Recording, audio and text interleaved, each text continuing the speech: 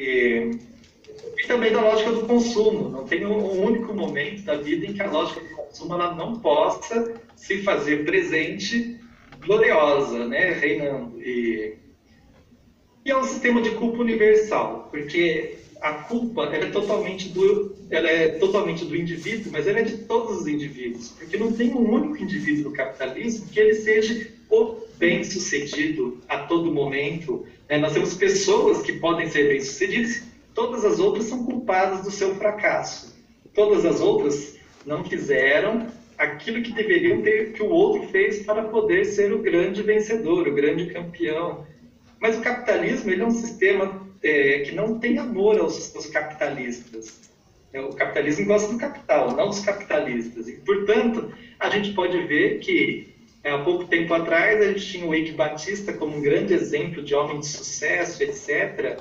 E virado algumas páginas talvez da revista Veja, a gente vai perceber que, bem, quem é ele hoje não é mais exemplo para ninguém do próprio mundo do sucesso capitalista. E cada época tem o seu, aquele que vai ser o grande exemplo e que vai numa virada do mercado, numa volta da vida, ele pode deixar de ser. E aí ele passa a ser fracassado também, como todos os outros que não venceram. É um sistema, como diz o Walter Benjamin, desesperador, no qual, eu vou parar de falar desse fragmento, né? O dinheiro é apenas uma única expressão das divindades. É como ele diz. Bem, alguns de vocês que conheçam bem o Walter Benjamin vão pensar que em 1921 ele ainda é um cara bastante crítico do marxismo, é verdade. Nesse próprio fragmento ele fala que a resposta do marxismo não resolve para sair do capitalismo.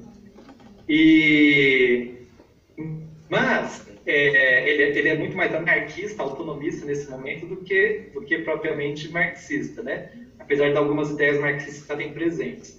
Mas o trabalho da minha pesquisa foi justamente tentar mostrar uma certa continuidade entre o que ele escreve nessa obra e o que ele escreve em toda a sua obra decorrente, em especial no livro das Passagens, aonde ele vai trazer uma categoria fundamental, que é a categoria do fetiche. E ele vai analisar toda aquela intuição presente no fragmento a partir da lógica do fetiche e na experiência do consumo, das grandes galerias, dos magazines que estão surgindo, das vitrines e dos luminosos, e etc. E tal. Bem, como eu disse, a minha tese ela não é uma tese para... O meu trabalho não é um trabalho para estudar o Walter Benjamin como profeta da revelação do capitalismo. É o trabalho de estudar os autores latino-americanos que disseram a mesma coisa que o Walter Benjamin a partir de uma perspectiva diferente. Bem, não é exatamente a mesma coisa, mas a intuição da crítica é a mesma. E quem são os autores que na América Latina, sem jamais ter conhecido o texto do Walter Benjamin, produziram uma crítica em tamanho potência como a dele? São o grupo de teólogos da libertação em torno da escola do Day. Não é toda a teologia da libertação que produziu esse tipo de crítica, mas um setor interessante e um setor que tem como característica a articulação profunda entre algumas intuições do Walter Benjamin e a teoria do fetichismo, algumas intuições do Max Weber e a teoria do fetichismo do Karl Marx. Esse grupo, a gente pode citar o Asman, que a professora já fez referência a ele, o Franz Rinkelammer, o Pablo Richard, a Elza Tames e o professor Jung, que está com vocês aí, comigo virtualmente, assim, de longe. Então, esse grupo, entre outros participantes, nos anos 70 já, talvez no final dos anos 60, mas nos anos 70, já escreveram, já estruturaram a crítica do capitalismo como religião, mas eles acrescentaram uma outra categoria, que em 1921 não estava presente no Walter Benjamin, só vai aparecer depois no livro das Passagens, que é a categoria da idolatria. Então, para esse setor, a crítica do capitalismo não é porque ele é uma religião, mas é porque ele é uma religião idólatra. E a palavra idolatria, segundo o Henrique Dussel, ela está utilizada aqui num contexto muito próximo da teoria do fetiche de Marx. Então, a palavra fetiche no Marx, ela teria um papel de designar as coisas que são feitas pelos seres humanos, mas que em determinada relação social, em especial na relação mercantil, elas ocupam um papel de como se elas fossem soberanas sobre os seres humanos, como se elas fossem mais importantes do que aqueles que os fizeram. Por isso que ele fala, o Marx fala do fetichismo do mercado, o fetichismo do capital e o fetichismo da mercadoria. Os teólogos da libertação utilizaram a palavra idolatria, claro que ela vem carregada de um potencial teológico e dialogando com uma tradição de 2, 3 mil anos, no qual a idolatria é a crítica de um objeto feito pelas pessoas e que de repente é tratado como se fosse o Deus. E aí ele passa a exigir sacrifícios daqueles seres humanos que o criaram. Então, a crítica da idolatria, que tem um vasto lastro na tradição ocidental, fala da tradição ocidental porque é aquela que a gente estuda e domina, mas que é uma crítica que talvez esteja presente, talvez universalmente, em diversos outros lugares. Bem, o curioso é que esse grupo não conhecia o texto do Walter Benjamin, porque, não sei se vocês se recordam, ele só foi descoberto no final dos anos 80, o fragmento do Benjamin. Então, a crítica foi construída de maneira muito parecida. E, bem, aí eu vou ter que falar de uma questão intrigante, que é, infelizmente, a gente tem pouco espaço na universidade brasileira se a gente quiser estudar o que os teólogos da libertação disseram sobre o capitalismo. Se eu quiser estudar o que o Walter Benjamin disse, aí tem dezenas de programas e de espaços abertos e que acolhem bem, porque aí passou a ser uma categoria filosófica, né? Bem, eu tenho a impressão que o que os teólogos da libertação produziram na América Latina tem um potencial forte, eles desenvolvem intuições que o Walter Benjamin deixou no papel de maneira a ser aprofundada. Minha tese de doutorado é para tentar mostrar, foi um estudo, né, para tentar mostrar em que pontos que nós temos grandes convergências, em que pontos que nós temos divergências, diferenças fundamentais entre esses dois setores e, em especial, as maneiras pelas quais a gente pode dizer que o capitalismo é uma religião. Então, aqui eu estou avançando para uma segunda ideia, né? Essa primeira foi fazer um contexto geral da elaboração dessa teoria na América Latina. Eu falei da comunidade brasileira. Bem, aqui na França não é muito diferente, mas tem uma pequena diferença, porque o setor que se interessa pelo pensamento crítico não se importa se o pensamento crítico potente contra o capitalismo, se ele vem das ciências sociais, se ele vem da filosofia, se ele vem da teologia. Todo pensamento racional que tem a sua contribuição para a crítica e transformação da sociedade, ele é bem-vindo e ele é bem estudado. É curioso que aqui na universidade onde eu estou, não estou generalizando, mas existem muitas pessoas que conhecem os trabalhos do José Comblan, do Rowley II, do Hugo Asman, do professor Jung, e que discute isso junto com as ciências sociais. Há poucos dias eu participei de um seminário que discutia a sociologia a sociologia crítica pelo mundo, e aí me convidaram para falar do padre Camilo Torres, né? Eu fico pensando que alguns cursos, se a gente vai falar do padre Camilo Torres, que vem da teologia da libertação, parece que a gente saiu da universidade, né? Parece que já não é mais a linguagem acadêmica. Eu acho que justamente essa fusão, essa tese é do Michel Louvi, né? A fusão no Walter Benjamin, o que ele tem de explosivo? É que ele não respeita muito bem essa separação entre o que é a filosofia e o que é a teologia, que a gente fala de separar no mundo moderno, e o que é e ele não descarta a razão mítica quando ele usa a razão instrumental e uma faz a crítica da outra, né? Então ele avança com a possibilidade de mostrar coisas que, por vezes, o pensamento filosófico moderno não é capaz. E aí, então, como é que a gente avança para dizer que esse capitalismo é religião? Sim, tem bastante gente ainda perguntando se vale a pena, para que serve a gente dizer que o capitalismo é uma religião e não só fazer a crítica econômica. Ora, a gente não tem muito tempo, né? Então vou resgatar aqui um ou dois aspectos importantes.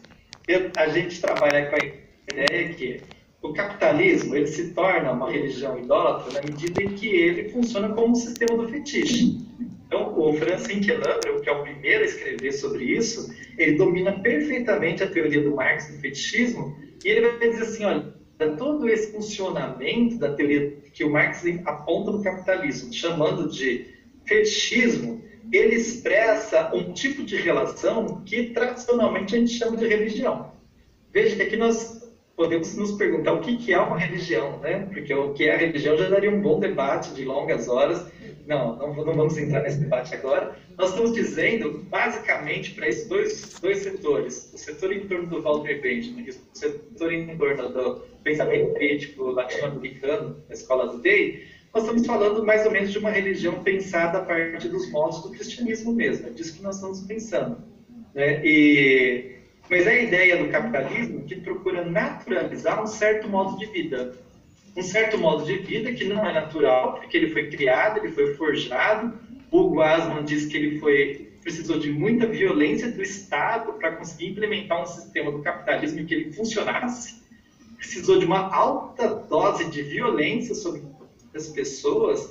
E aqui não é violência simbólica, nós estamos falando de violência real, física, concreta, seja na invasão da América, no processo da escravidão dos indígenas, seja em arrancar populações da África e trazer para trabalhar como escravos, no início, na implantação desse sistema, ou seja, naquele sistema que vocês bem conhecem da primeira Revolução Industrial e o que era o trabalho nas fábricas inglesas, alemãs e naquelas que se espalharam pelo mundo todo. Nós estamos falando de um grau de violência grande. E para implementar um estilo de vida que passa a ser visto como se fosse natural. Essa crítica está presente no Marx, mas também ela é uma crítica que está lá A Ética Protestante, o espírito do capitalismo, como o Weber fala, que a gente inverte o verdadeiro sentido da vida, onde a gente deixa de trabalhar para viver e passa a viver para trabalhar. Gente, eu tenho a impressão que a tela está congelada. Vocês continuam me escutando? Não. Estamos sim escutando, não está congelada não. Às vezes ela gagueja, mas ela está funcionando. Ah, tá, jóia. Vou falar um pouquinho mais devagar, obrigado. Vamos lá. Estou caminhando para o final dessa introdução. Está muito bom, fica tranquilo. O que eu gostaria de chamar a atenção dentro dessa exposição para vocês hoje, né? Bem, em geral, os teóricos da religião, eles concordam que o sagrado, quando ele funda uma diferença entre o mundo profano, quando ele estabelece que algumas coisas são especiais, porque elas têm uma dimensão sobrenatural, religiosa, normalmente eles vêm associados de duas categorias. Uma categoria do fascínio e a outra categoria é a categoria do temor. Então, de um lado, toda religião ela apresenta um certo temor, do qual as pessoas se curvam diante de uma divindade que, por vezes, exige certos sacrifícios, e do outro lado, nós temos um poder de fascínio, no qual o religioso, essa imagem sagrada, ela atrai, ela provoca uma adesão. Bem, no capitalismo, a gente não precisa ir muito longe para a gente procurar qual é a dimensão do temor, do terror, da exploração sacrificial, da lógica sacrificial, né? Veja que a palavra sacrifício, tão querida dos ideólogos do capitalismo, quer dizer que nós precisamos, sem sacrifício não há vitórias, etc. A lógica do sacrifício, a palavra sacrifício significa no latim sacro facere, que significa, né, fazer sagrado, tornar algo sagrado. E qual é o principal local do sacrifício do capitalismo? É no modo de produção. É quando nós estamos falando da produção de mercadorias, a produção e reprodução das condições concretas da vida, e ali nós estamos falando de um tipo de violência sacrificial que é objetiva, né, na estrutura econômica funcionando como ela é. Agora, se a gente se perguntar onde é que nós temos a dimensão do fascínio que provoca adesão? É porque o capitalismo, diante de toda a sua condição de exploração, por que as pessoas ainda continuam querendo viver dentro do sistema capitalista? O nosso trabalho, seguindo esses autores, ele vai indicar que é o consumo das mercadorias. Veja que o sistema é um sistema de produção, mas ele é um sistema de produção para o consumo, né? Uma cultura de consumo de massas. E o consumo das mercadorias, ela, vamos dizer, o ato do consumir, ele exerce uma certa configuração da subjetividade das pessoas.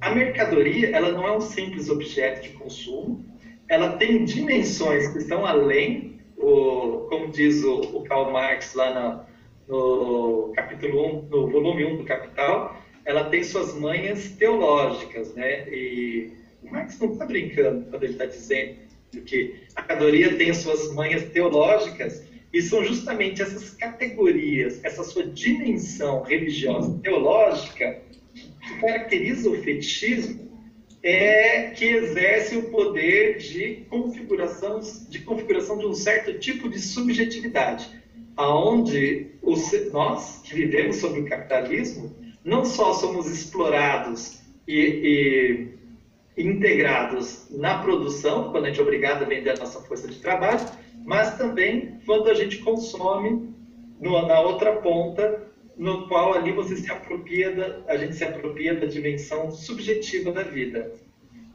É pela mercadoria, é pelo consumo de mercadorias que a gente permite diferentes formas de adesão ao sistema capitalista. Diferentes formas, porque é evidente que a classe trabalhadora, a classe popular, os excluídos da sociedade, só nesses grupos nós já temos diferentes maneiras de participar do sistema.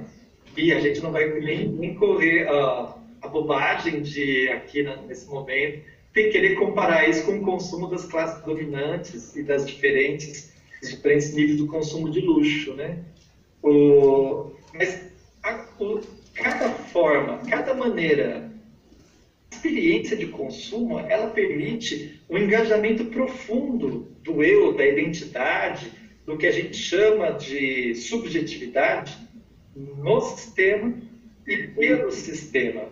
Então, é a ideia de que o consumo dessa mercadoria, que é um produto feito pelas mãos humanas, é uma coisa, ela passa a ser algo que modifica e, de certa maneira, modifica a subjetividade humana e provoca a adesão, uma adesão que leva ao que a gente conhece bem na universidade, mas que a gente já pode falar em todos os lugares, aquilo que o professor Paulo Arantes chama de a autoexploração de nós mesmos, onde cada um de nós passa a se entender como uma boa mercadoria, nós passamos a ser um capital, né? Capital de nós mesmos, e aí o maior grau possível de exploração do trabalho humano, ele só é possível a partir da autoexploração para alcançar esse maior grau. E é tido como algo necessário, algo que a gente precisa. Bem, a gente não faz o sacrifício pelo sacrifício, a gente faz o sacrifício para alcançar um objetivo, que teoricamente é a realização da nossa vida, é a busca de um sentido mais geral, de se sentir realizado, se sentir alguém que progrediu, se sentir alguém que venceu, se sentir alguém que desenvolveu todo o seu potencial. Mas, curiosamente, toda essa linguagem, que é uma linguagem ideológica, ela se expressa concretamente no consumo das mercadorias. Nós estamos numa sociedade de tio Patinhas, né, onde as pessoas juntam dinheiro e são felizes nadando no seu tanque de dinheiro. Junta dinheiro para poder ter mercadorias. O mais importante não é ter o dinheiro, é ter as mercadorias. Se a gente puder ter as mercadorias sem ter o dinheiro também, não tem problema, porque o que importa é a mercadoria. No caso do neoliberalismo, e a minha último ponto aí eu passo para o professor Jung, que é quem tem avançado nas pesquisas nesse sentido. Eu estou gastando bastante tempo tentando entender como funciona o mercado da cultura de consumo de luxo no mundo. é difícil entender, porque eu não consigo entender exatamente que mercadorias são essas que valem tantos milhões de euros e as pessoas compram, né? Mas é bem mais fácil explicar pela lógica religiosa do que pela lógica da racionalidade econômica, o consumo de bens de luxo. No neoliberalismo, nós temos algumas modificações. Bem, uma primeira grande modificação é que o neoliberalismo radicaliza alguma dessas lógicas, essas lógicas da meritocracia, a lógica do vencer o indivíduo por si mesmo, e a lógica de que se algumas pessoas são sacrificadas durante esse processo, a ciência faz parte do jogo da vida, né? Claro que não são algumas pessoas, são milhares de pessoas. E depois da crise econômica de 2008, nós tivemos a linguagem do neoliberalismo explicitamente teológica, se revelando na boca não dos teólogos, na boca dos políticos europeus, latino-americanos e outros, e dos economistas que dirigem Davos, que dirigem o Banco Mundial e outras coisas. Ou seja, para dar um exemplo simples, que eu não preciso caracterizar muito, porque vocês dominam bem, a ideia das políticas de austeridade. A ideia da política de austeridade era uma ideia de que o sacrifício, ele é necessário, ele tem que ser um grande sacrifício, não pode ser um pequeno sacrifício. E ele normalmente é um sacrifício sobre os mais pobres, os mais frágeis, os mais excluídos, mas que é um sacrifício que é necessário para redimir a economia da sociedade como um todo. Então, isso está presente em todas as medidas econômicas que são aplicadas. Está presente, por exemplo, numa certa mentalidade com a qual o Bolsonaro consegue convencer parte da classe trabalhadora a apoiar a reforma do trabalho, apoiar a reforma da Previdência, etc., dizendo que é a hora que a gente precisa apertar os cintos e fazer a nossa parte. Mas o neoliberalismo, não só na política de austeridade, mas ele avança para um outro tipo de violência, porque o neoliberalismo, segundo Francis Kellerman, ele desenvolve um aspecto de fundamentalismo. E como todo fundamentalismo, ele exige um grau maior de violência, de aniquilação dos seus adversários, para demonstrar a validade de suas teses. Então, é difícil a gente ter um neoliberalismo que não seja agressivamente violento. E aqui, se a gente pensar na tese do Dardot e do Laval, eles estão olhando para a Europa, né? Mas tentando discutir também com o resto do mundo.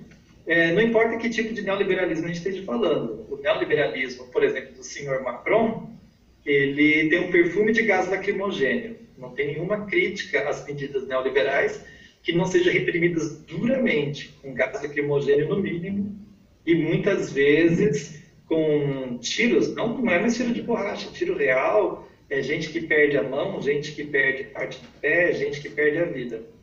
E esse é o Macron, que é o neoliberalismo civilizado. Se a gente for olhar o neoliberalismo do Savin, do Trump e de outros, de Bolsonaro, aí nós vamos conhecer o outro neoliberalismo, que é o neoliberalismo que se assume como precisamos que parte seja eliminada, precisamos destruir para construir algo novo. É uma mentalidade de é necessário que se destrua pessoas, projetos, grupos, para que a gente possa construir uma sociedade de livre mercado. Essa linguagem ela é bastante característica do neoliberalismo, mas como eu já falei bastante, eu sei que pela internet isso é pior do que pessoalmente. Eu agradeço a atenção de vocês e passo para o professor Jung, que escreveu um brilhante livro sobre essas transformações do neoliberalismo e que nos permite pensar, depois que eu fiz esse contexto, espero ter colaborado, pensar o neoliberalismo e as suas características religiosas. Obrigado.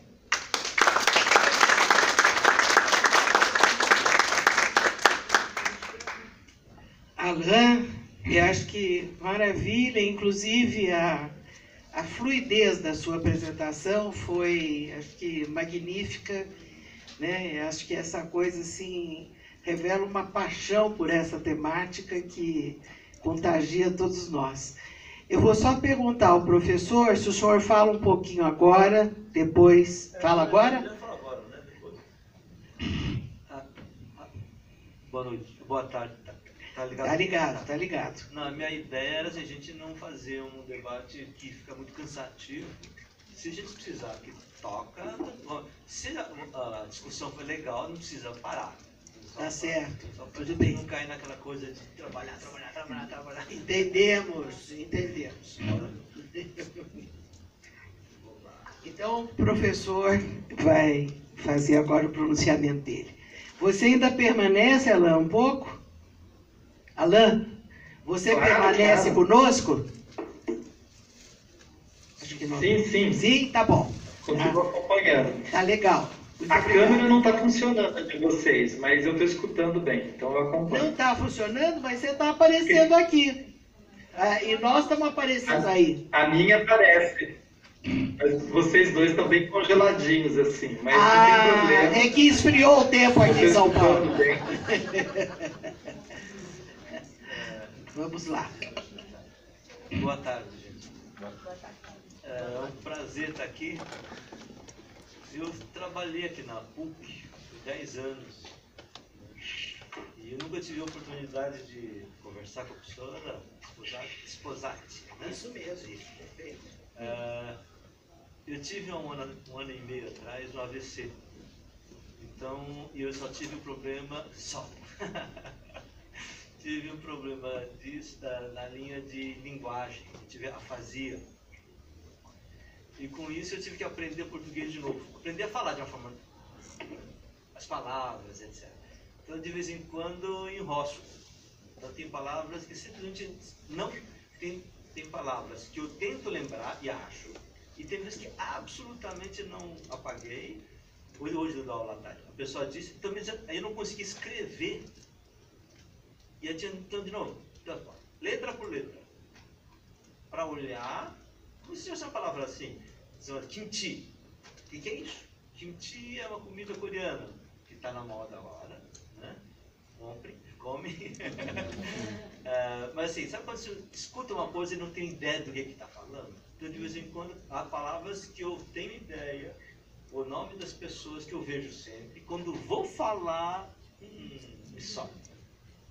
Tá? Isso me ajuda também para, com a idade, a gente vai esquecendo, a gente vai AVC. Então, o professor Asman, eu fui, assim, além de aluno, amigo, discípulo, e eu lembro do seu projeto do mapa de exclusão social, que o Hugo contribuiu de uma certa forma com o livro A Crítica da Lógica da Exclusão, né? Que saía meramente de uma visão marxista tradicional, tal, de capitalista, trabalhador e tal, para uma outra lógica. Então, é um prazer estar aqui, realmente. É bom para relembrar as coisas com contatos com pessoas que marcaram a vida da gente que foram, né? Bom, eu estava pensando assim, a partir da fala do Alan, como falar. E eu resolvi assim, vocês são fundamentalmente de serviço social, não é isso? Não, tem uma mistura aqui. Tem uma mistura. Só para saber, quantos são de serviço social? Tá, é a maioria. Tá. Eu queria um pouco tentar dialogar com essa questão de como o neoliberalismo não somente mudou a sociedade, mas mudou o emprego de vocês. A carreira, né? Que é trabalho de serviço social, de repente agora ficou reduzido a um problema, ou quando acabar, a serviço de empresas. O RH discutindo como é que vai fazer com pessoas que têm algum problema. Porque, de uma certa forma, os projetos sociais que faziam parte do grande projeto de uma civilização onde desenvolvimento social era parte do projeto universal, para uma coisa não somente não faz sentido, mas passou a ser o inimigo uma boa sociedade. Né? Quer dizer, hoje o mundo se divide entre a direita, extrema-direita e comunista. E quando você começa a chamar Francis Fukuyama, que é um conservador, neoconservador norte-americano importante, de comunista, ele disse, olha, vocês pensam que Estados Unidos está em crise, com a dificuldade de tensão, etc. Você imagina o Brasil, isso é um texto que ele falou. Me chamaram de comunista. Então nós estamos num mundo muito estranho. E para a gente entender esse tempo, a gente não entende sem religião, neoliberalismo como religião. E essa coisa que Alan começou, né? Quer dizer, ainda nós, do grupo, principalmente no Brasil, eu acho, por essa visão positivista, marxista, diz que a religião é coisa do passado. E quem não entende religião, não no sentido moderno, de que religião é uma coisa privada, etc., mas entender a função social da religião, a gente não entende o que está acontecendo no capitalismo. E para isso por isso estava procurando a ficha, um texto da Margaret Thatcher, 1981. Tá? Você lembra que em 1980 nós tivemos a eleição de Ronald Reagan e Margaret Thatcher. Quer dizer, Ronald Reagan era realmente mais poderoso e mais charmoso, mas quem tinha estofo político e ideológico mais era Thatcher. Isso é ruim porque o pessoal fala, não, porque as mulheres têm esse caráter humano, não sei das quantas, que os homens é que são. Não, a Margaret Thatcher. Ela diz assim, eu peguei um texto que eu tinha, que está em espanhol, né, que eu traduzi isso para assim, o que me tem irritado ao dirigir a política nos últimos 30 anos é que sempre a política ultimamente tem ido em direção a uma sociedade coletivista. A gente se esqueceu da sociedade dos indivíduos. Aí diz, não é que não tenha havido estabelecido políticas econômicas, é que na realidade o que ele está procurando é estabelecer políticas mais do que economia.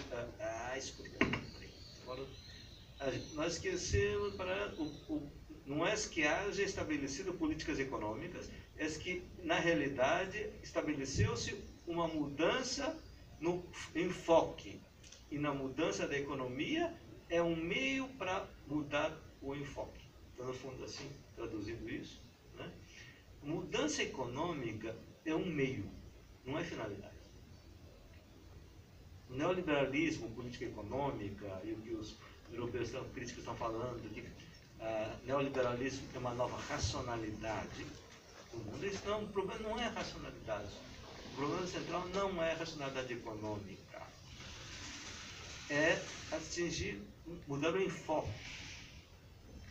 E a mudança do foco que realmente se deseja é mudar o coração e a alma da nação. A economia é um método. O objetivo é mudar o coração e a alma. Isso é uma entrevista, numa revista importante. O que é isto? Para as ciências sociais, não faz sentido. Economia faz parte do campo social, da área de ciências sociais. E ciências sociais não tem a ver com o coração. Esse é o problema. A gente acha que razão dá conta. Eu sempre brinco com o pessoal. Gente, o que leva você a conquistar uma garota não é o que você diz. É o tom da palavra que você fala. Não é isso?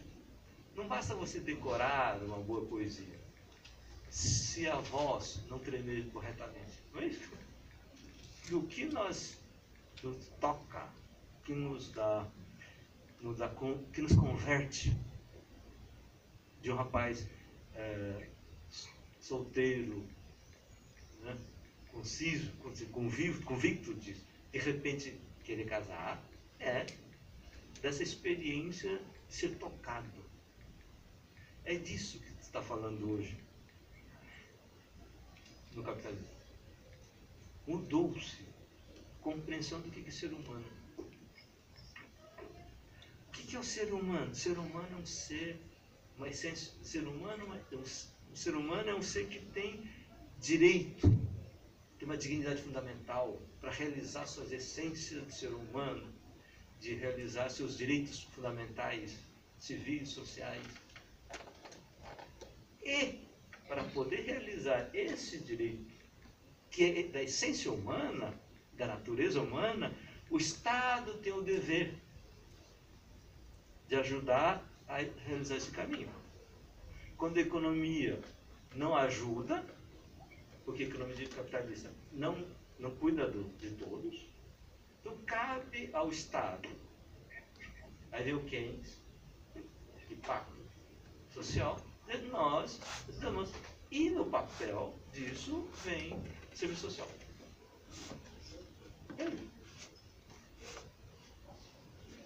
Daí, quando a Igreja Católica discute se deve o Estado ser essa função, ou devem ser organismos intermediários de subsidiariedade, que é uma discussão importante do ensinamento social, que vai ser importante no serviço social.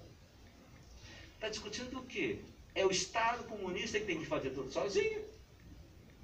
Ou nós fazemos com organismos intermediários também, para não ter um totalitarismo do Estado. Então, tudo está baseado na noção de que há direitos. Há uma natureza humana. E de onde vem isso? Tradicionalmente, do Ocidente, da Bíblia. Isso é uma coisa importante. Porque quem disse estabelecer a primeira vez que o ser humano nasce com todos os seres humanos têm certos direitos fundamentais? Na antiguidade se dizia isso. Dizia Aristóteles, a natureza fez homens livres e homens escravos. É da natureza. Pronto. E quem é escravo não tem palavra. Não tem direito. Na verdade não é nem ser humano. Não é gente. Então, quando essa tradição bíblica inventa essa ideia de que há uma igualdade fundamental, igualdade frente a quê? Frente a Deus. Porque sempre igualdade é em frente a alguma coisa. E as pessoas não são iguais. Depois vai ser substituído dizendo, não é Deus, não é frente a Deus, mas frente à lei, ou à frente à essência humana. E quem é essa essência humana? Os filósofos modernos disseram não, há uma essência humana. Daí vem toda essa discussão dos filósofos discutindo os direitos, dignidade humana, etc. Foi-se. Em 1950, mais ou menos, começa esse movimento para dizer que não há dignidade, não há direito, não há... Essa é uma invenção. Von Mises vai escrever isso no final de 40, década de 40 para início de 50. Von Mises é o ideólogo mais importante em termos de imagem do Instituto Von Mises. No movimento MBL, o Kim, sempre falo errado o nome, Kitaguiri, eu gosto assim, ele cita quem sempre, Von Mises. E aí, então, nós temos essa mudança antropológica fundamental. Eu estou meio confundindo as coisas, mas tem isso. Então, para a gente entender essa mudança, eu queria só fazer um pouco a questão da religião, rapidamente, depois, outra hora, a gente volta com mais tempo. Né? Porque se a gente não entender o que significa a palavra religião, a gente não consegue entender o mundo contemporâneo. E o que significa religião? Antigamente não tinha a palavra religião. Na Ásia e na África você não tem palavras religião. Porque aquilo que a gente pensa a partir do, a gente não discute os conceitos sobre. Quando é que se inventou discutir sobre o que é a religião? Depois que inventou secularização e a separação entre o que é do Estado e o que é da igreja. O que é do público e o que é do privado. Quando tudo é religião, você não pensa, você está dentro.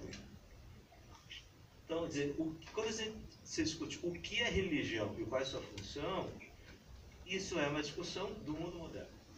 No mundo antigo, é assim porque Deus fez.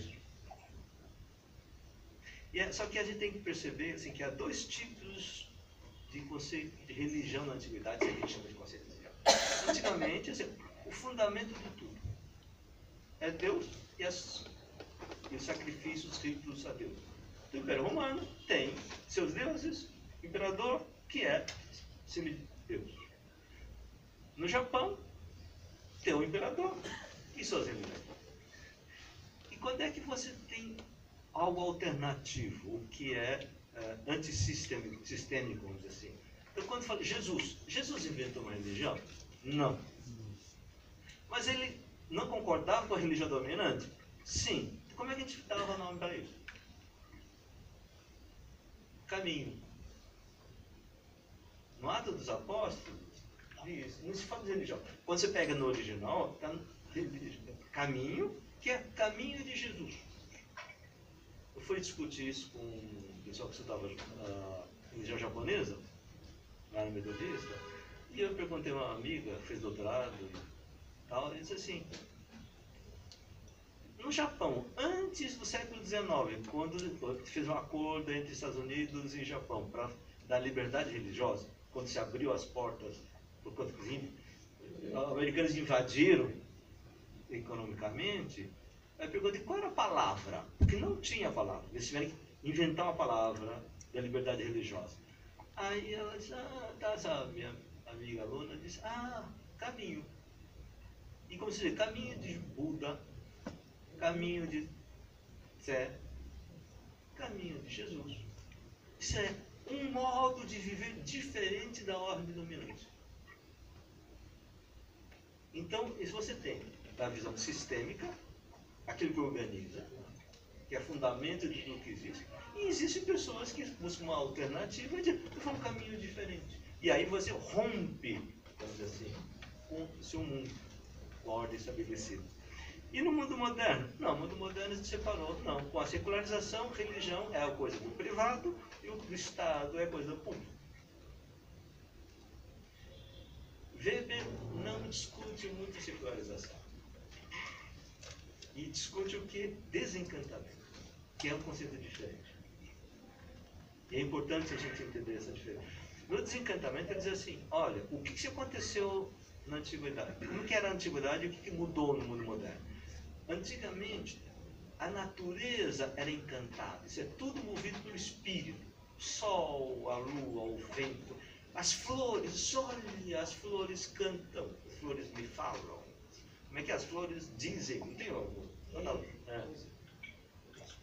Não, flor não canta nada, não diz nada. Porque flor é uma planta, parari, é uma química, parari. E o que nós temos então? Um processo de desencantamento. Aí tudo é baseado no cálculo matemático, na razão científica. Isso significa que a religião mudou? Não acabou? Aí tem um texto do Weber, A Ciência como Vocação, que diz uma coisa fundamental, diz assim, olha, não dá para saber o que é melhor, cultura francesa ou cultura alemã, que como ciência eu não posso dizer qual é melhor do que a outra. Então o que cientista pode fazer? Ver que antigamente os povos antigos ofereciam sacrifícios aos deuses encantados, só que não quer dizer que com o mundo moderno não precisa mais dos deuses e os sacrifícios. Porque ele reconhece que a ordem não funciona sem um sacrifício. Vou explicar o que é isso. Aí ele diz, então, no mundo moderno, continua tendo sacrifícios aos deuses.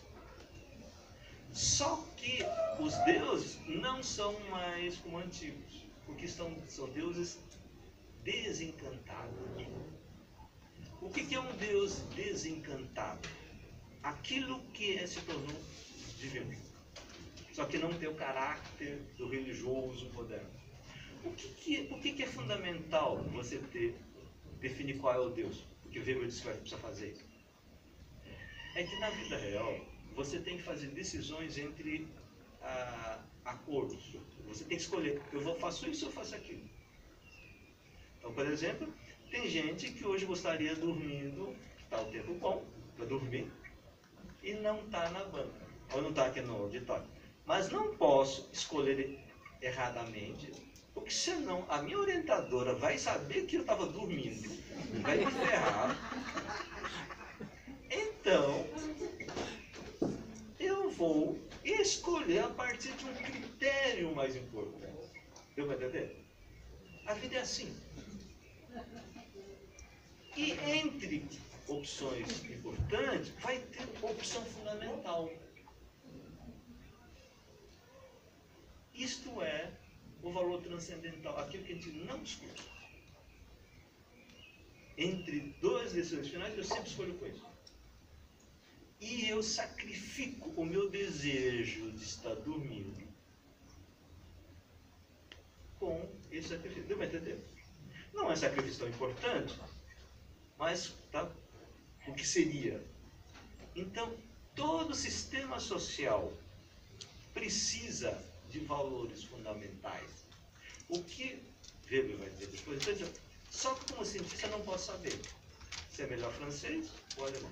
Gente, a diferença entre comida francesa e comida coreana, eu discuti isso com a francesa,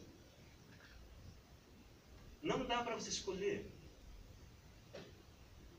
Porque a regra de comida francesa é completamente diferente da coreana. Então, por exemplo, comida francesa, você tem que comer um de cada vez e muda, troca o prato.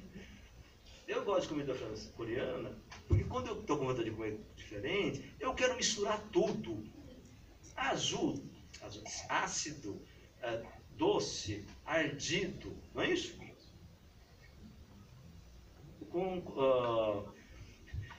Churrasco com sopa de peixe. Como é que pode, meu? Porque eu sou coreano. Você não entende que você é francês? Isso é um horror, isso. A moda francesa, você me convida, eu chego a convidar, e fala pra gente discutir. Um dia você me convida, a gente come moda francesa. Quando for eu, na hora de convidar para comer coreano, a gente come moda francesa, coreano. Não há problema. O problema é quando você tem que ver se é o mais importante, direito dos pobres ou direito do acionista majoritário. Aí é problema de vida. O que Weber vai dizer? Não dá para fazer como cientista. Como cientista não posso tomar decisão. Gente, essa é uma outra discussão. Mas temos que decidir. Nós não podemos decidir entre música francesa com música coreana. Mas entre se essa crise ecológica vai acabar com o mundo ou não, isso é um problema científico, sim senhor. Porque não é vida possível sem sistema ambiental. E a noção da dignidade humana? Nós temos que decidir filosófica e teologicamente. Mas não dá para saber isso. Se você abdica de discutir isto em nome da ciência, é uma ciência porcaria que não está a fim de discutir com você. Ah, mas ciência teológica, teologia da Idade Média, não dá, isso também não dá conta. Mas nós temos que fazer criar uma outra forma de ver ciência, capaz de articular o espírito que está nos levando ao buraco no mundo. E não somente a questão ecológica. Nós temos uma coisa complicada que é o problema da desigualdade social. Gente, há uns 4 anos atrás, FMI, o Banco Mundial e os caras riquíssimos e poderosos criaram uma fundação e criou o primeiro congresso sobre capitalismo includente. Gente, quando o FMI começa a dizer que a crise está grave e que essa crise, que excesso de exclusão vai levar o sistema capitalista a um colapso e, portanto, precisamos de inclusão, nossa, está mal. Está mal. Só que o que está acontecendo?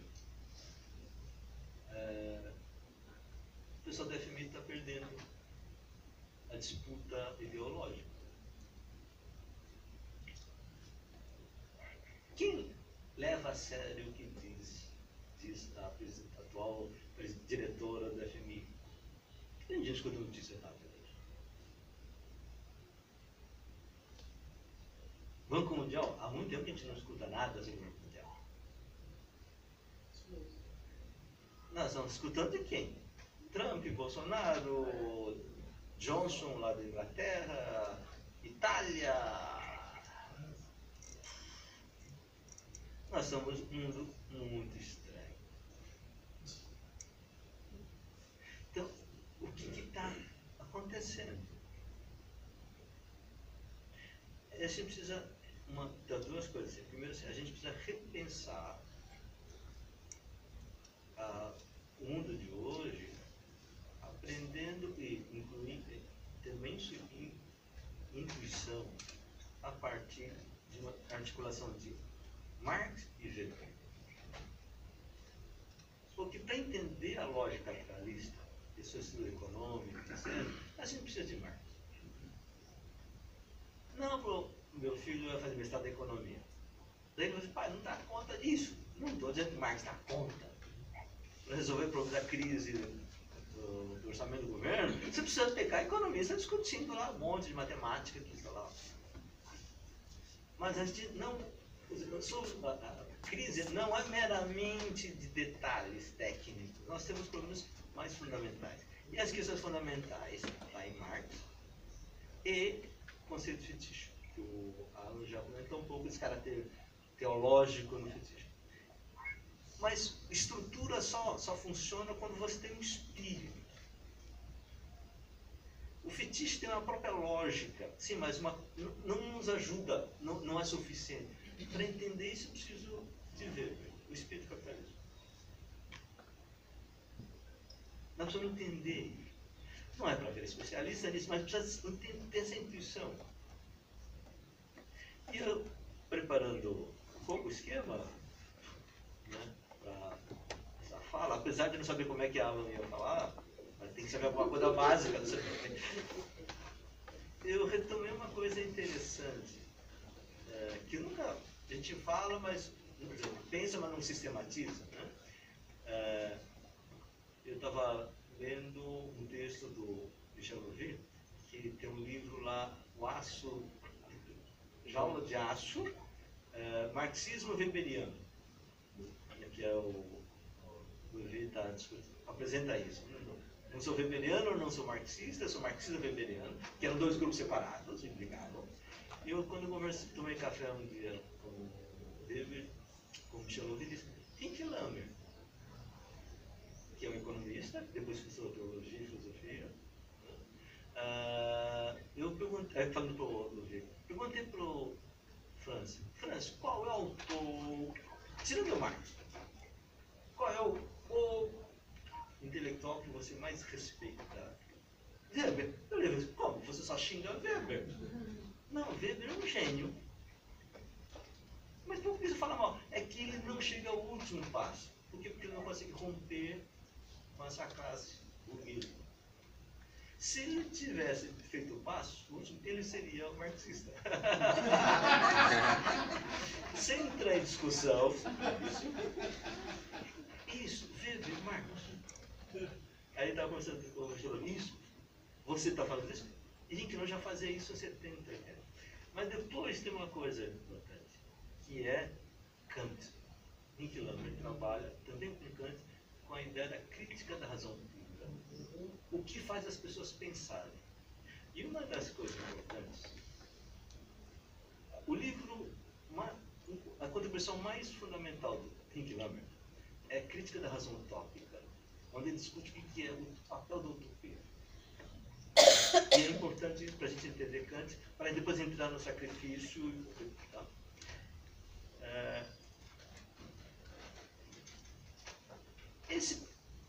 Essa garrafa é uma garrafa boa para beber? Sim. Como é que eu sei se está perfeito ou não, melhor ou não? A gente faz uma pesquisa. Diz, olha, aqui tem bactérias, não sei das quantas, não é isso? Tem um nível aceitável, que a gente toma. Aquele daqui para frente não pode mais tomar. Ótimo. E o que seria uma água pura, perfeitamente pura? Para tentar aproximar, eu preciso de um conceito ideal de água pura. Não é isso? Assim como, o que é a orientadora perfeita? Se você juntar ela com a outra, categorias de outra, isso, talvez tenha a orientadora ideal. Então a gente tenta melhorar. Sim, para dizer, para professor, para mercado, qualquer coisa. É possível chegar? Sim. Isso é um mito de que a gente pode chegar à perfeição. Só que aí vem. É impossível. Porque a ideia de perfeição da água, ou do mercado 100% livre, ou do comunismo perfeito, ou da educação perfeita, onde não há mais relação entre educador e educando, não é possível. E toda vez que você aproxima, você descobre outras coisas no caminho. Mas quando você pensa que é possível, você aceita qualquer sacrifício para si e para os outros para chegar. Você vai entender? Isso está onde? Não no capitalismo, não está no comunismo. Isso está na estrutura de pensar do ser humano desde que nasceu.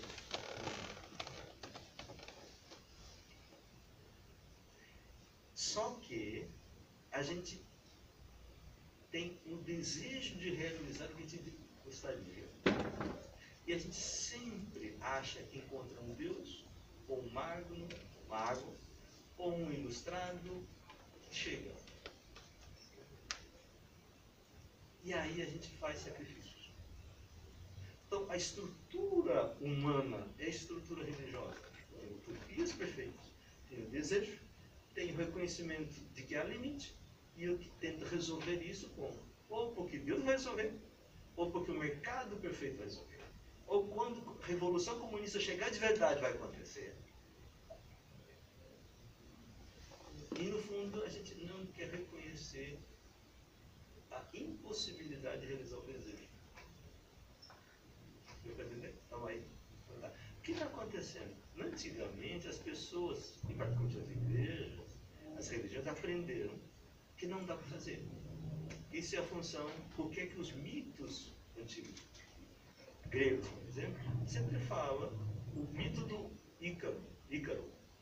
Eu quero chegar e se ferra. Porque morre, porque tenta o que não pode. Isso. O que aconteceu com o mundo moderno? Isso era antigamente. Com ciência, com tecnologia, com mercado, a gente resolve. Teologicamente, isto é pelagianismo. A heresia de achar que a ação humana pode chegar à perfeição. A salvação. Qual é o grande problema do mundo moderno? A heresia do pelágio, do pelagianismo. Nossas ações chegarem lá. E a ideologia dominante hoje, essa não é ganância, não, essas palavras que eu vou me perder, que essa arrogância de chegar lá, eu vou chegar lá. Então o pessoal diz assim, você ganha dinheiro, você vai ter tecnologia para resolver até imortalidade, chegar no fim do universo. Não é isso? E para isso, eu vou chegar ao infinito. E como é que eu posso medir a infinitude? Com números. Como isso? Você quer comprar 15 casas? Para quê? Você quer comprar 1000 casas? Para quê? E para que você quer 100 bilhões de dólares? Não, porque eu posso, eu quero mais. Então, a monetização te levou a pessoa ter a ilusão que eu chego ao infinito. E aí eu sinto mais, gente. Tem alguém aí? Dói. O que nós temos isso? Como eu posso ficar perfeitamente humano? Budista, perfeitamente budista. Intelectual, perfeitamente intelectual. Que leu todos os livros. Que escreveu um livro sem nenhum erro. Eu posso ganhar dinheiro. Então, esse desejo do infinito é medida para ser humano. Então, quem é pessoa que tem dignidade? Não tem dignidade, porque dignidade é um conceito que não dá para calcular. Então, Kant colocava essa questão, né? Valor é uma coisa, dignidade é outra coisa. Pessoas têm valor, gente, pessoas não têm valor. Como assim, professor? Se você tem valor, dá para medir com o outro valor do outro, a gente vê quem vale mais ou menos, e a gente vende essa e compra aquela. Isso é economia, problema do valor das coisas, que a gente pode calcular. Dignidade não. Todo mundo tem dignidade. Não? Porque se você tivesse que medir, não é mais dignidade, é valor. E porque tem essa dignidade fundamental, vocês têm direito a algumas coisas fundamentais. Os direitos humanos vêm do fundamento da dignidade. Com a razão racionalista, que racionaliza tudo é causa. E com essa ideia de que você chega a tudo no dinheiro, não existe nada de dignidade. Daí a ideia central do neoliberalismo, que é o quê? A grande ilusão dos que querem resolver problemas sociais, seja a segunda grande igreja, que era a discussão que o Mídia estava discutindo, sejam comunistas, keynesianos e pessoal do serviço social, iludiram de quê? A ilusão é de que todo mundo que nasce tem dignidade, pelo fato de ter nascido. Não existe isso. Direito surge do quê? Do contrato. Pobre tem direito. Tem contrato?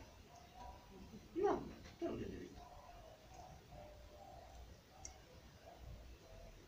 Ah, mas as pessoas ficam com dó. Isso, se você fica com dó, você não serve para o mundo, isso atrapalha. Porque a gente precisa de tecnologia, de progresso.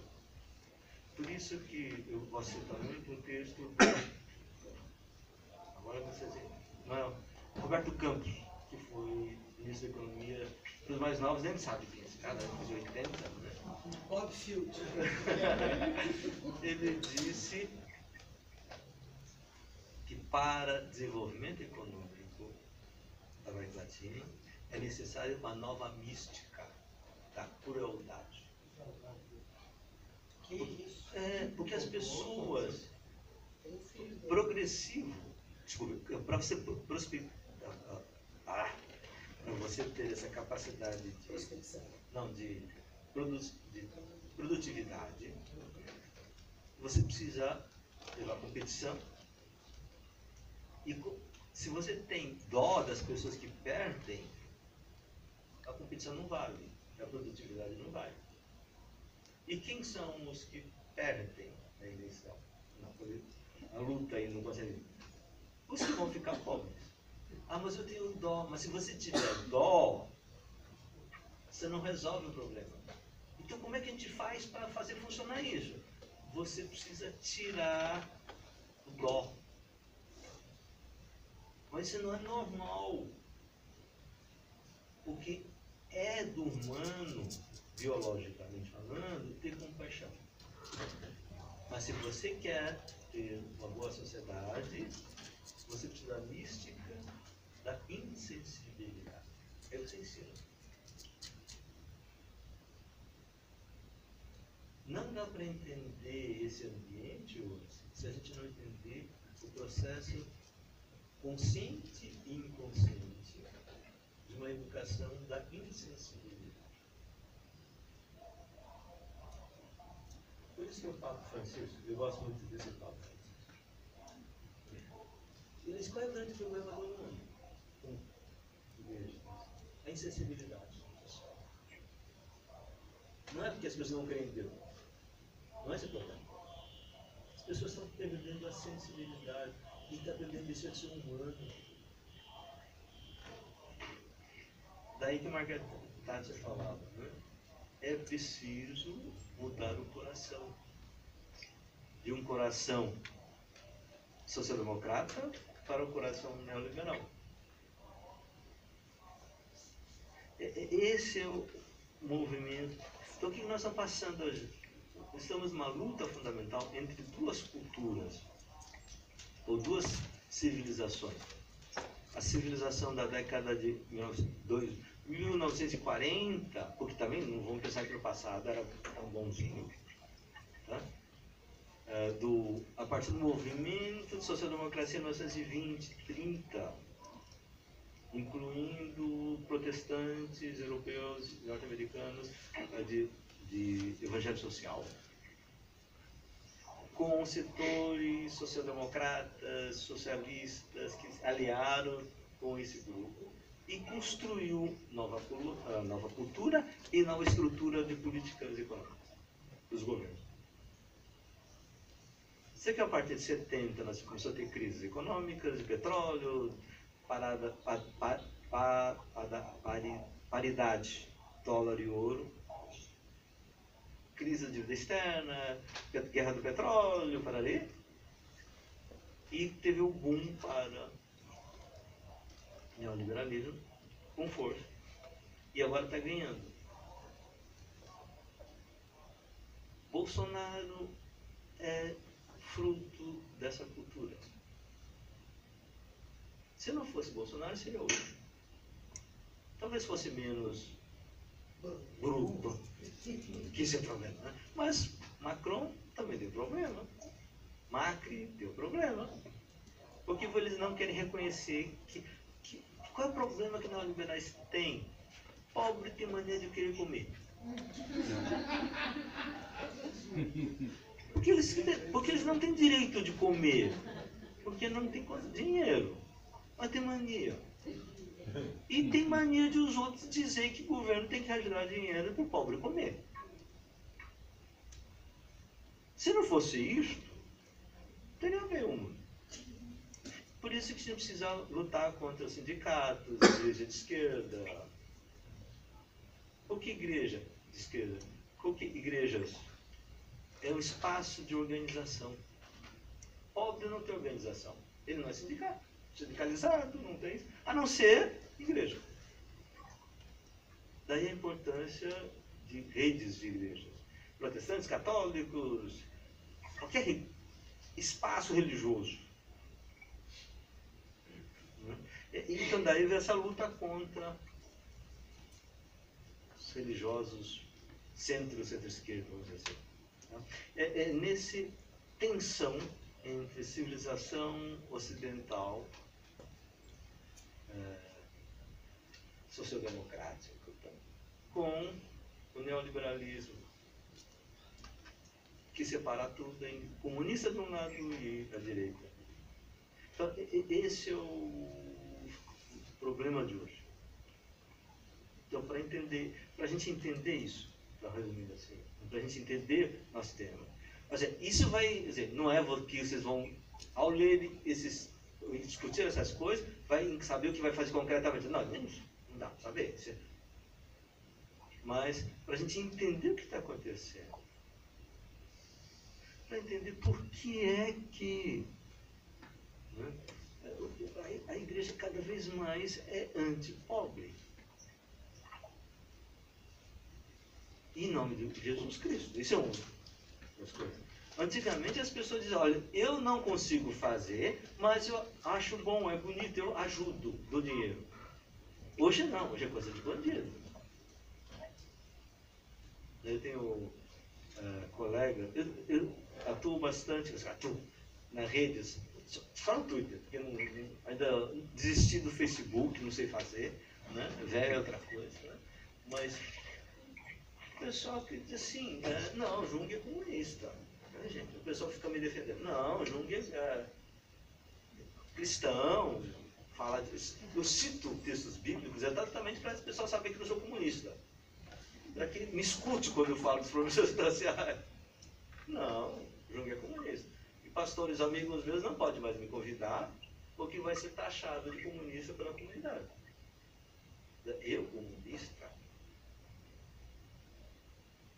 Aliás, uma missionária que trabalha com coisas sociais, foi missionária na África, na guerra da Angola, uma pessoa que eu respeito pra caramba. Quando me falaram que ela foi taxada de comunista no mundo evangélico, eu falei, meu, peraí, o mundo tá feio.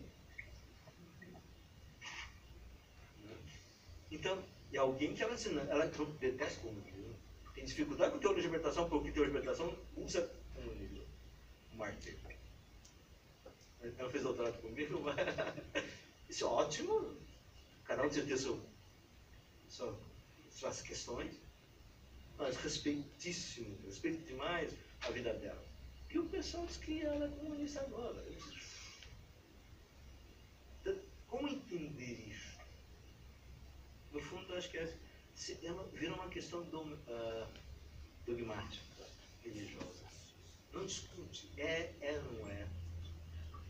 Mas não tem mais ambiente para discutir. Olha, fulano cita Marx? Não. Fala, não, mas não é. Mas é. Por quê? Não há nenhum elemento. Fundamentalmente, assim, é uma guerra de religião. A gente não discute mais. Não conversa mais. Né? Aí é isso que a gente precisa entender. E eu acho assim, como quem trabalha com serviço social, é fundamental, porque a mudança civilizacional vai levar 50, 100 anos. A crise ecológica vai criar mais problemas. A desigualdade social vai ser uma crise, são duas crises que se articulam. Porque a causa fundamental da crise ambiental e da desigualdade social é essa absolutização do sistema de mercado capitalista. E como é que a gente cria espaço de sobrevivência? Aí esse é o pessoal do campo do serviço social. Como é que a gente vai? Filósofo, mas como é que vai fazer concretamente? Não sei. Não, porque cada área de conhecimento tem conhecimento acumulado do que se pode fazer. Então, no fundo, ele diz assim, eu apoio profundamente a manutenção dessa área de conhecimento e de atuação. Porque senão as pessoas vão sofrer cada vez mais. Né? Só que para que esse trabalho seja bem eficiente, usando o máximo de recursos poucos que cada vez tem, a produzir mais coisas. Nesse sentido, um pouco também discutir a produtividade. É entender essa religião como capitalismo sacrificial. Obrigado. Nossa.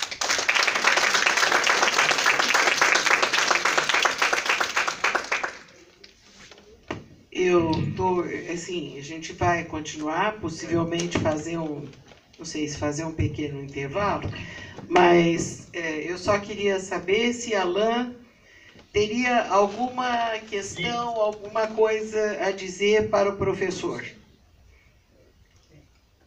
Não, vamos escutar vocês agora. Não, mas é que você não tem nada, não tem uma saudade de fazer nenhuma perguntinha, porque quando eu conversei em maio com o professor, eu disse a ele, olha, vamos ver com quem o senhor gostaria de debater.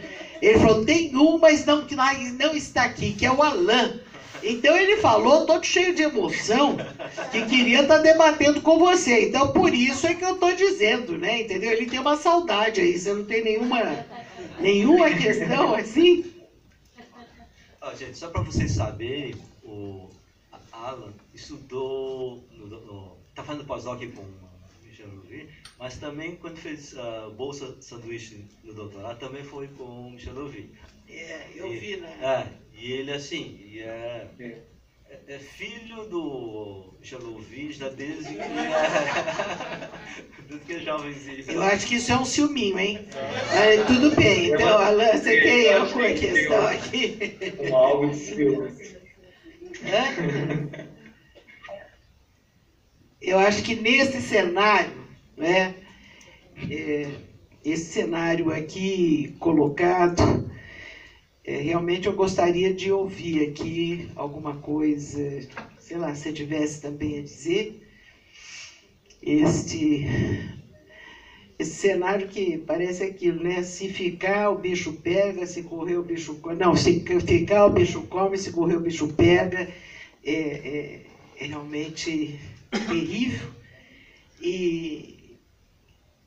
Porque, na verdade, o que está se dizendo, né, é quase que uma coisa assim, está parecendo que é arrancar aquilo que faziam os incas, astecas, que arrancavam o coração vivo para fazer o sacrifício.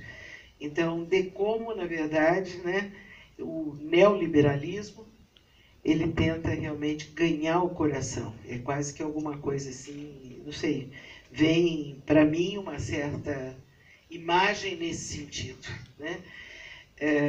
E parece muito com a fala do ministro da Economia, o Guedes, que ele disse claramente que ele precisava tirar da cabeça do brasileiro a social-democracia. Que isto era uma coisa que, na verdade, empacava o desenvolvimento econômico. Eu acho que essa é um preceito já colocado dentro daquilo que nós estamos aqui discutindo. Então, vamos abrir para alguma questão, já que o Alan não quer fazer, Alan não quer fazer a questão já, coloco a vocês. Pois não. Vai daqui mesmo? Acho que pode ser aqui. Tem um microfone ali, gente. Tem um volante.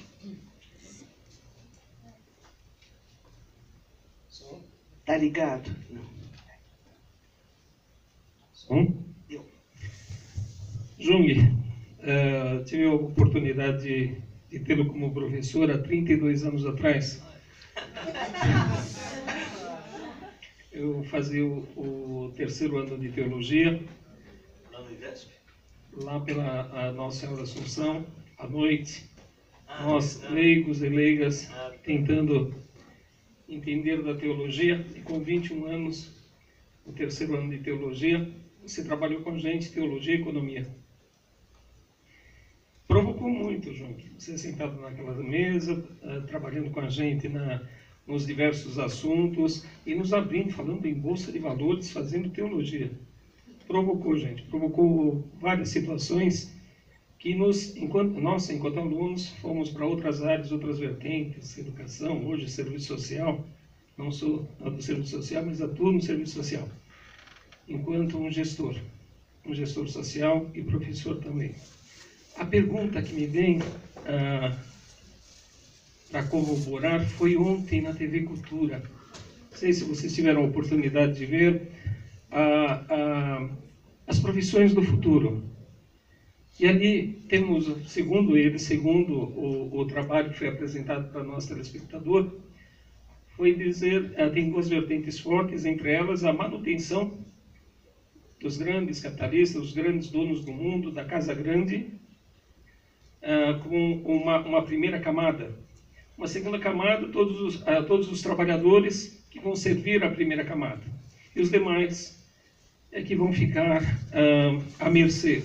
E estão pensando no renda cidadã para não criar um colapso. Isso numa vertente do G7, gente. Me preocupa realmente a questão do que vai ser do dia de amanhã. o colapso que pode entrar e os grandes capitalistas cada vez mais nessa maldita ganância.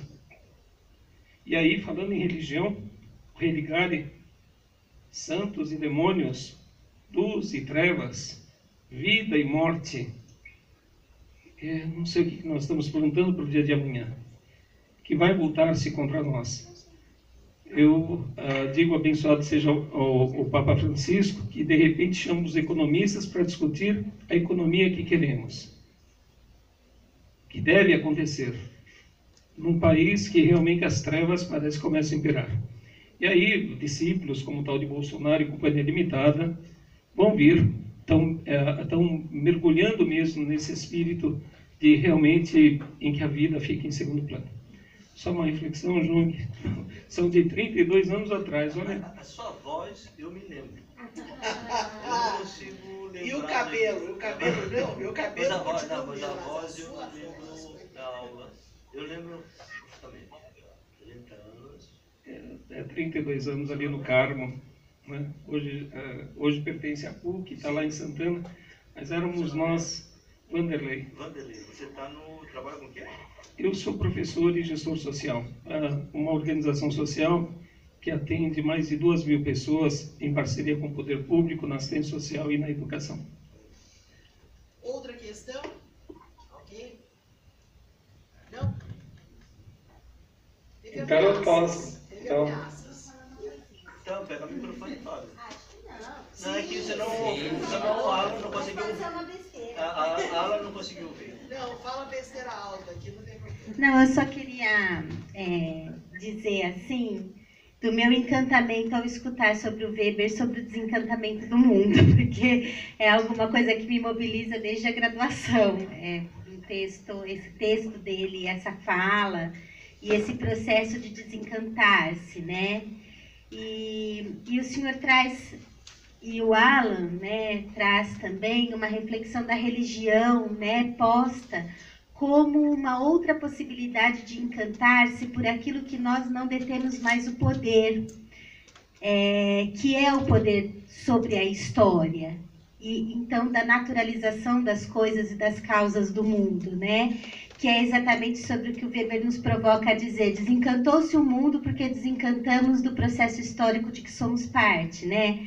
Acho que essa, pelo menos, é a reflexão que eu faço sempre dessa fala do Weber, e que me encanta, e que aí eu acho que tem um lugar, né? Então, o que fica para mim hoje essa pergunta, né? O que o capitalismo, né, com a questão do fetiche, ele se colocou, nos apresentou como um novo encanto, né? Embora um encanto que também não é o encanto da história, mas um encanto de consumo, encanto de poder por outros meios, e o encanto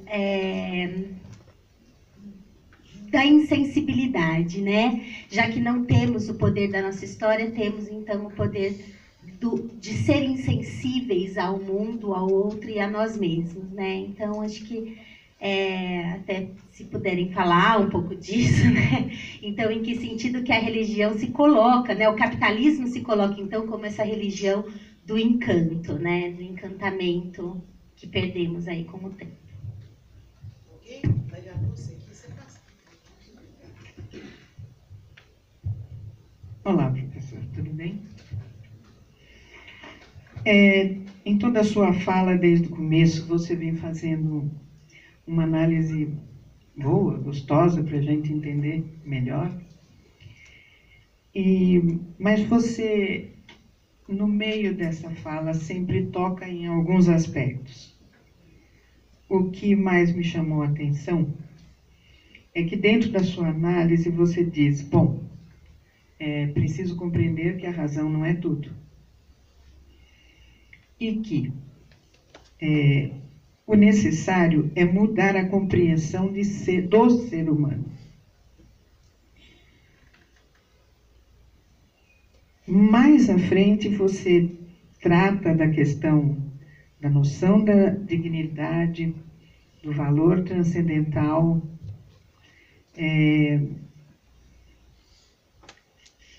do processo de que, consciente ou inconscientemente, o homem vem sofrendo uma certa insensibilidade. A minha pergunta é, bom, para mim, isto que você costurou deste modo, questiona o que nós estamos fazendo, então, para compreender melhor esse ser humano. A minha pergunta é essa. Não sei se me fiz explicar. O que seria compreender esse ser humano?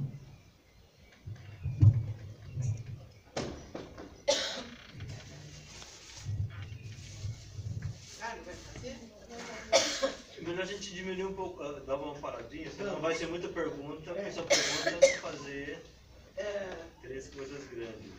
Professor, será que perguntam a Alain se ele gostaria de falar alguma coisa? Sim. Alain, você gostaria de fazer alguma intervenção sobre alguma das questões aqui apresentadas?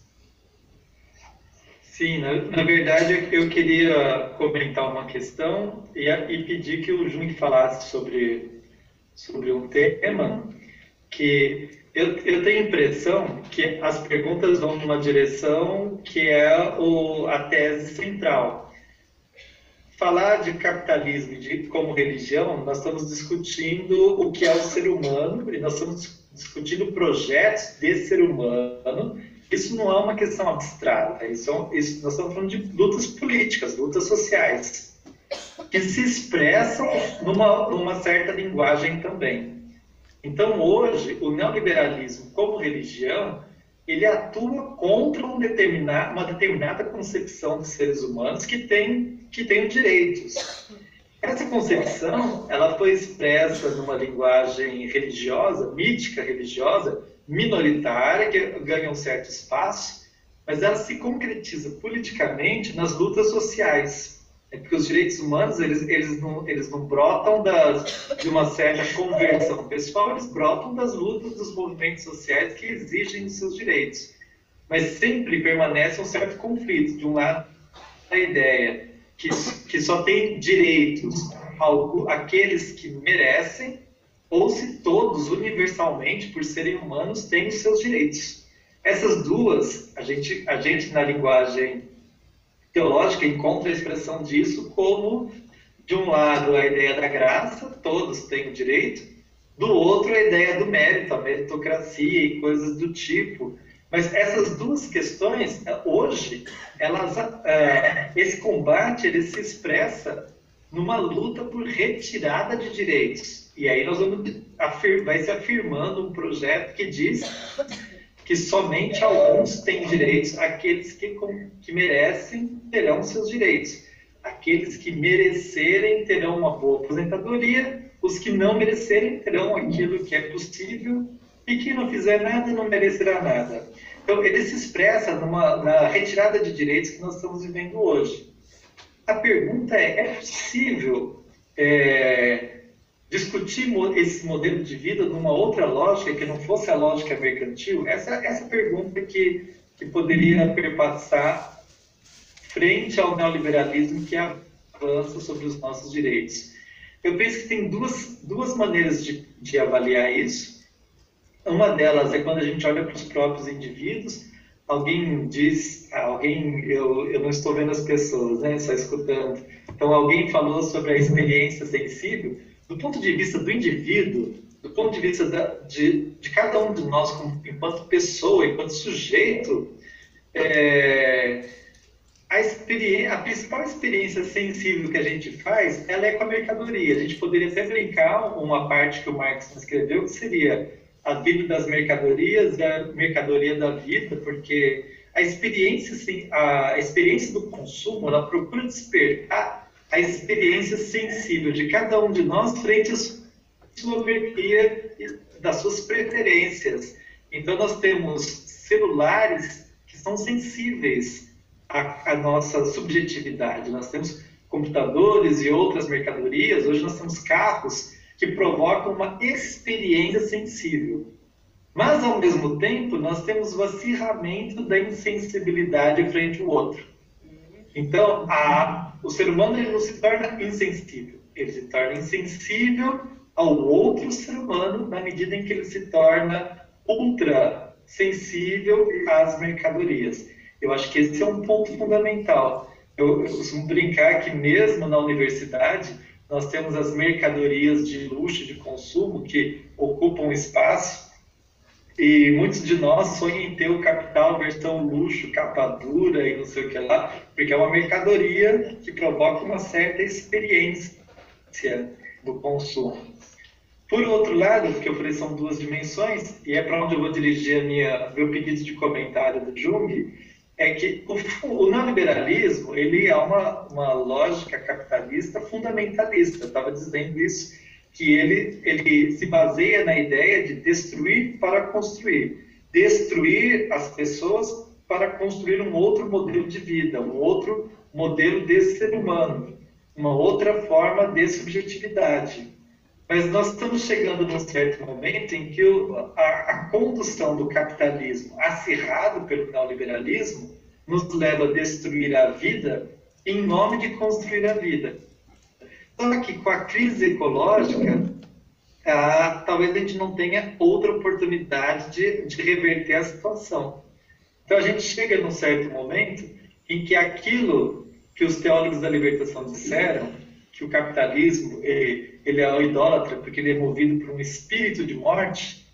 E aí, então, esses dias o professor Jung falou que o neoliberalismo ele é movido por um espírito suicida. Então, Jung, eu queria que você aprofundasse um pouco essa ideia que você ventilou outro dia de um espírito idólatra suicida, que ele não só assassina os outros, como ele promove, ele provoca, ele antecipa a morte de todos.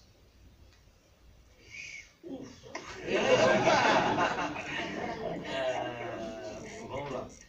É a necropolítica, tá certo? Eu vou dar algumas... Tentar organizar coisa, e obviamente não dá para tratar disso. A gente pode voltar um outro dia e tal. Eu queria começar com a questão do desencantamento. Weber diz assim, que o capitalismo é uma sociedade, é um sistema que vai... Tudo é cálculo, cálculo, cálculo. E ele diz, não é possível, não tem outra solução. Então ele diz, nós estamos presos a uma jaula de aço ou de ferro e estamos dentro. Estamos no mundo frio, vai ficar tudo frio e vai ser feio. Esse é um pouco o problema do Weber, quando Henkel dizia, porque não é uma boa solução. Então o Marx diria, tá vendo? A lógica do capitalismo te leva a um negócio que não funciona para o ser humano, portanto a gente precisa dar um passo. E o próximo passo é socialismo. Então o que Henkel dizia, Weber não consegue dar isso. O que se sabe, dá para perceber claramente, que as pessoas não querem viver num mundo frio. Nós queremos um mundo encantado. As crianças fazem isso. As mães fazem isso. Só que não é mais possível, a não ser que seja